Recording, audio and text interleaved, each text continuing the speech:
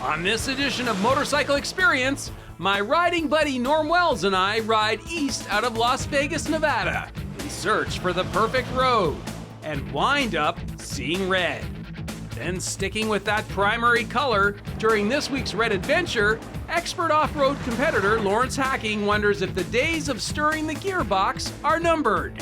Speaking of shifting gears, this week our resident riding instructor Clinton Smout tackles long-distance comfort. Plus, motorcycle journalist Colin Fraser will stop by to discuss shopping for a used set of wheels. All this and more on Motorcycle Experience. Hello and welcome to Motorcycle Experience, the voice of motorcyclists everywhere. I'm Dave Hatch, and this week we'll kick off our show by sampling BMW's all-new Roadster, the R1200R.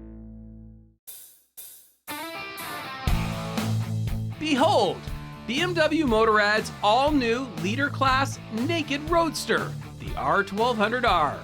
This real-world, open-road Roadster was launched late last year, and at first glance, it looks like a thoroughly modern roller with a retro classic 1200cc Boxer engine. But as we all know, looks can be deceiving. Sure, there's the horizontally opposed twin engine with its air-cooling fins hanging out there, but this new engine is also now liquid-cooled, while pumping out a claimed 125 ponies. But what really impresses after you get past the well-equipped kit like the big Brembo brakes equipped with ABS and the monster upside-down fork is all the electronic bells and whistles, like keyless entry and gear shift assist mode, a delightful little tool that allows you to perform clutchless upshifts. You can also upgrade to optional DTC traction control if you want it, and dynamic ESA that allows for a variety of electronic suspension setup modes. Yep, it's all pretty trick. A nice little mix of old school with a whole pile of new. But you don't have to take my word for it. Here's what loyal viewer Mark Russell had to say after a day in the saddle. So Mark, what was your first impression when you saw the bike this morning? Well, when I walked up to it, it's kind of unassuming. It doesn't look like a hardcore sport bike. It doesn't look intimidating at all. Mm-hmm. The gearing seems to be really long in first gear and second gear, so as we rode through town, it was, comfortable and smooth and quiet and... Right. Yeah. This horizontally opposed twin engine, that's the signature BMW engine, and it's even designed still to look like an air-cooled engine. But it's got a real characteristic, a real flavor. What did you think of the engine? Well, that was what was unexpected, because when I first rolled away, it's kind of, quiet and calm and cool and collected. And I know this engine, or at least its predecessor, from, the Wayback Machine, and it had its own character. And this seems actually nothing like it. Around town, it's hard to judge, but when you open the throttle, first of all, its power is awesome. So my comments about it being kind of unassuming and unintimidating walking up to it are the opposite once you get it going. It is brutally powerful. It sounds nothing like the old flat twin. It's got a grumble and a growl. It sounds really tough. Now it's got a pretty impressive fork up there and some Brembo brakes. How did you like the stopping and the handling? Well, stopping's super powerful, and you can hear the brakes. The rotors are drilled, and it makes that whine when you're hard on the brakes, which is comforting to hear when you really need to stop. But very strong, and I didn't notice anything about the fork because it doesn't do anything wrong. It just, the bike turns this way and that way, and it does exactly what you expect. Now, Mark, this bike also comes with the new clutchless shifting system. Did you play with that? Obviously. I did. That was also one of the first things I tried on it, because I read about it before riding the bike. And you can upshift or downshift without using the clutch. And for the downshifts, some software gives a little throttle blip and gives a smooth integration of, I think the clutch is actually in use, and it gets into gear really smoothly. For upshifts, as I said, it was the first thing I tried, and around town, I'd say it's a little chunky as you shift up. You're supposed to leave the throttle open and just pull, and away it goes. And it around town is chunky as it does that. Yeah. And for the downshift, if the throttle is closed, then the system comes into action and it gives it a blip and goes down a gear. So the downshifts are super smooth, going slow around town or even making like a dumb, way too early downshift at speed. In that situation, it gives it a huge blip of throttle and actually does match rev, so that it never drags the back tire. Mm-hmm. In terms of riding around in the city, how did you find the riding position? It's very comfortable. It's upright enough. I could take it lower, frankly, and the pegs are far enough down from the seat to leave it comfortable. Yeah.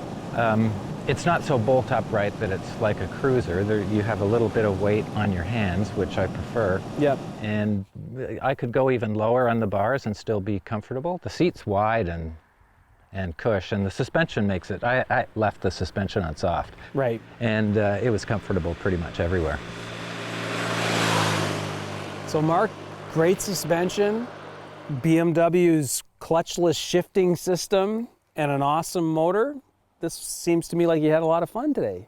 Oh yeah, it was incredible. Plus nice 2-lane roads and blue sky. Yeah, beautiful ride. Nice. Thank you. Thanks for coming out. Hang in there, we've got plenty more experience still ahead.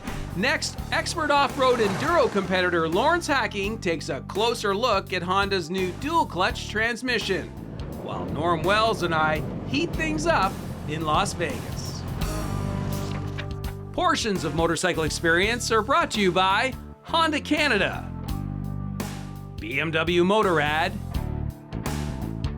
and Olympia Motorsports.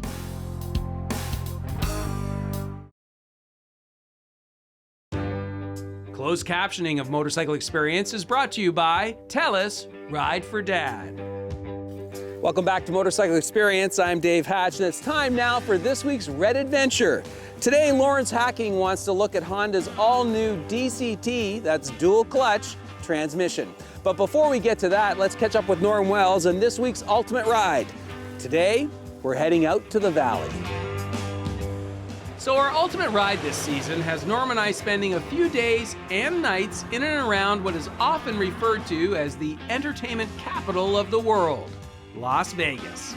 Now, the loose plan for this trip was to ride out of Sin City into the desert in a different direction each day and spend at least 8 hours in the saddle searching for some great roads and things to see.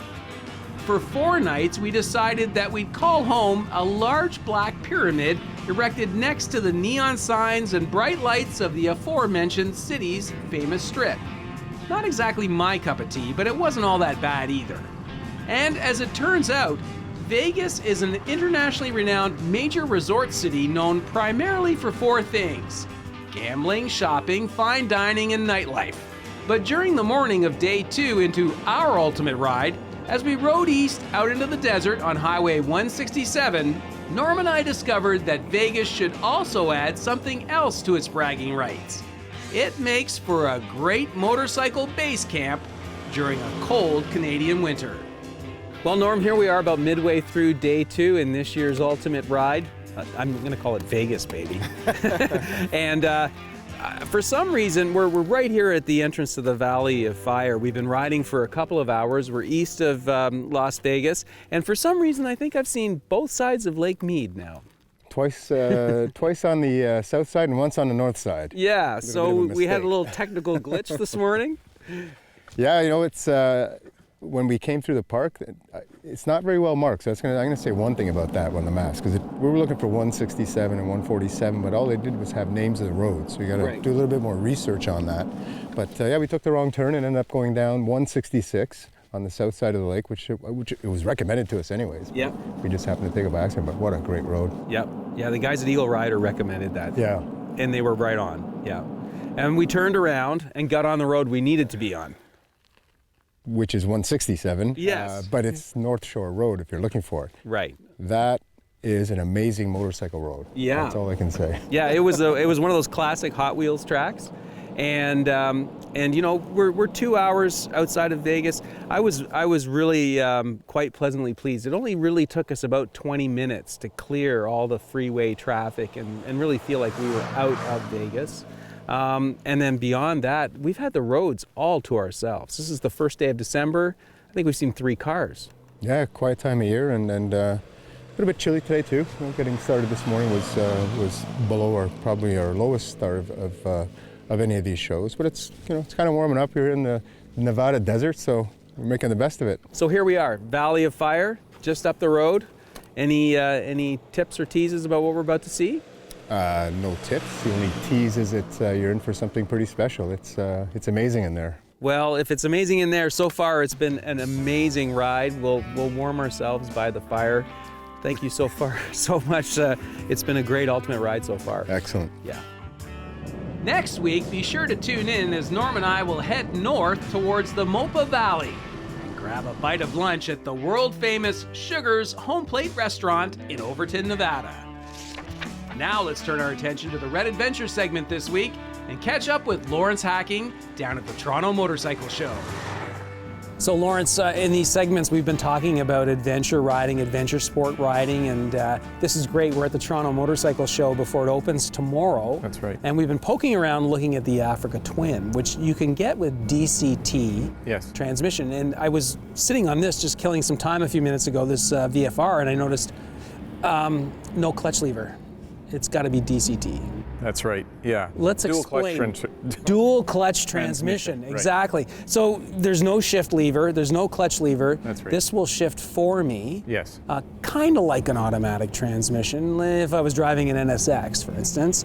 But dual clutch means while I'm in one gear, the clutch and the next gear are waiting for me. So the shifts are like instantaneous, right? That's right. Yeah. It's a remarkable piece of technology, actually, especially for motorcycles. And it's fairly new, I would say. Mm-hmm. It works great. I rode the Africa Twin with DCT the other day, and I'm amazed. Yeah. It has all sorts of different modes you can choose. Right. Great number of them. So you can change how fast it shifts almost, That's right? right. You can go into sport modes, various That's sport right. modes. You can also paddle shift it, right? That's right. You can do it manually as well. It has Right. little paddle shifters like Formula One cars and things like that. Right. And you have various, as I said, various modes. The main differences are paved or road use, and then off-road use. Right. And then you have a drive mode and then 3 separate sport modes. Wow, this is killer. So it's actually, and it covers a lot of bases for sure. It's kind of like the days of ABS when they introduced it to the journalists, and we all stood there going, I don't know, Yeah. ABS, do we really right. need it? I just wonder, like how this is going to go over with most motorcyclists, maybe even like the hosts of like Still Standing. I mean, Yeah. what would they think? Good question. Why don't we ask him? Hey, Johnny. Hey! Come on in. Hey, imagine How you are being ya? here. So you've been listening to old guys talking about DCT. What do you think? Well, this might sound weird coming from the youngest guy, but it might sound a bit old school, but to be devil's advocate, I'm going to make the age-old argument. Isn't shifting gears part of the motorcycling experience? Isn't it part of the fun? Feathering a clutch, working your own gears. By removing all that, are you not taking away a little bit of, not to sound cheesy, but what's going on between man and machine? You know what I mean? You make a valid point. You're sounding pretty old school. Yeah, I think the point is that it kind of allows you to focus on your riding, but I know there's the same argument as in the automotive side, right? There's a lot of people going, I want to shift those gears and be a part of the car, but... But again, with a sophisticated automation like this, in a lot of sports cars, they're saying you simply can't go as fast now with a stick shift as you could with paddle shifters or dual clutch trannies. Yeah. Which is what we're talking about. Exactly.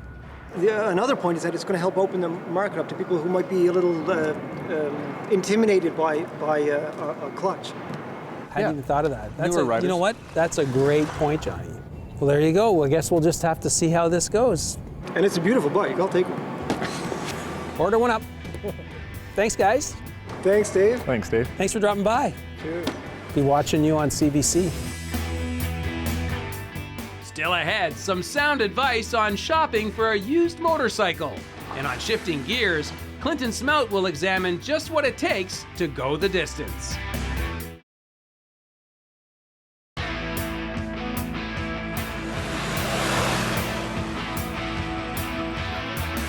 Welcome back to Motorcycle Experience. I'm Dave Hatch, and it's time now for Shifting Gears.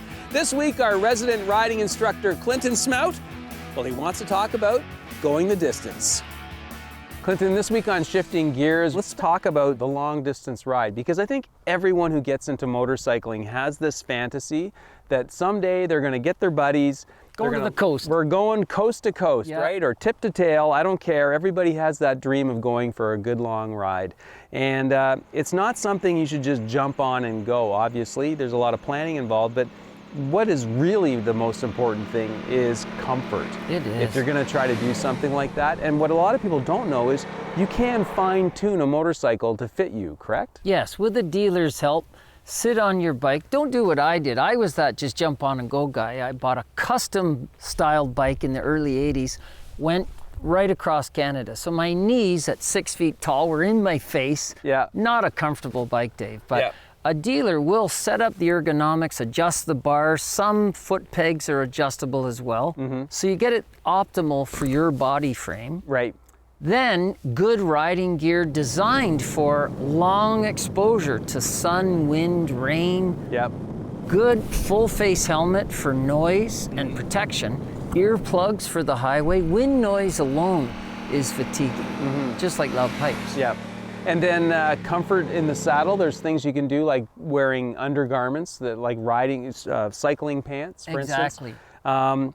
And then, you know, how often do we get off the bike when we're on a trip to stretch and you know, Right. deal with the numb bum? Well, for me, the bike's tank probably got a couple hours range. Like this FJ09's got really good fuel consumption rating. So you could go easily 2.5 hours before you need fuel. Right. I get off and stop and walk around, wiggle around a little. Because no matter how soft a seat is, Dave, just the pressure on it, the blood isn't circulating in the butt. Right. So you're not going to be able to ride as far the next day. Right. So get off, walk around, get the blood flowing, and it's good for the cardiovascular system anyway, but that's the secret. Right. And then the last point that we wanted to make in this section was you brought up a very good point in the preamble when we were discussing what to do here today.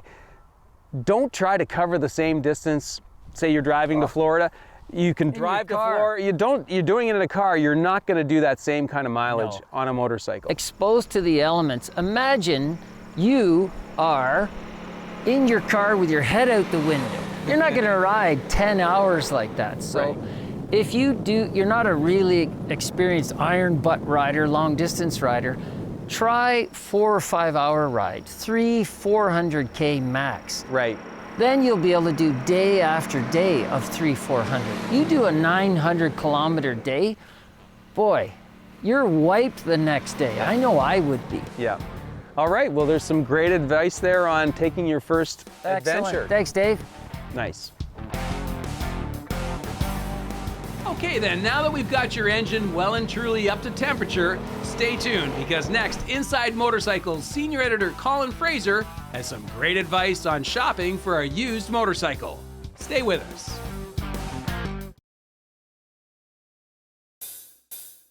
Portions of Motorcycle Experience are brought to you by Honda Canada, BMW Motorrad, and Olympia Motorsports. Welcome back to Motorcycle Experience. I'm Dave Hatch, and we'll wrap up our show now by stepping into the time machine and traveling back to 2006, the year when we sampled the Italian middleweight all-rounder Ducati 620 Multistrada. But before we do that, let's pay a visit to the used section at our local motorcycle dealership to get some advice on shopping for a previously loved motorcycle. Joining us now is veteran motorcycle journalist Colin Fraser. So Colin, this week in the Used Bike Corner, we're talking about shopping for used motorcycles. And last week you had suggested that if you are looking at a motorcycle for the first time, you might want to check out the chain and the sprocket.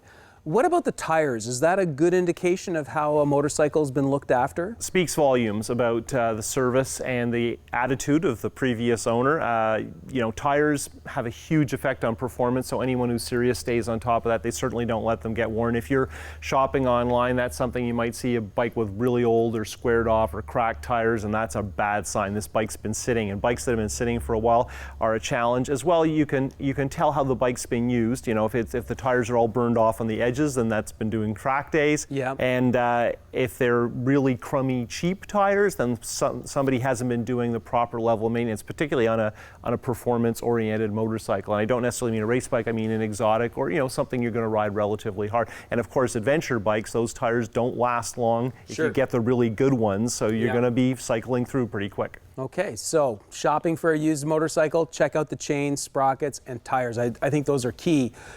This week we're looking at a 2006 Ducati 620 Multistrada. Do you remember those? Yeah, very versatile motorcycle based on the Monster platform, but a much more all-round kind of early adventure touring bike.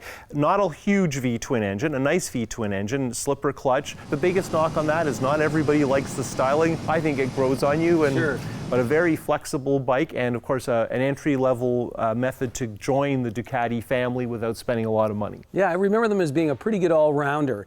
These days you can pick one up certified for about $4,500, maybe up to a $5,000 point, depending on its condition. But this is what we thought of that motorcycle back in 2006 when we first road tested it.